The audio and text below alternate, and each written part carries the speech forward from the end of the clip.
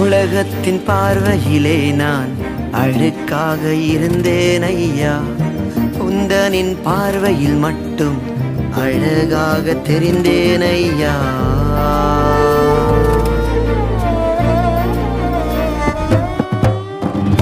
உலகத்தின் பார்வையிலே நான் அழுக்காக இருந்தேன் ஐயா, உந்தனின் பார்வையில் மட்டும் அழகாக தெரிந்தேன் ஐயா.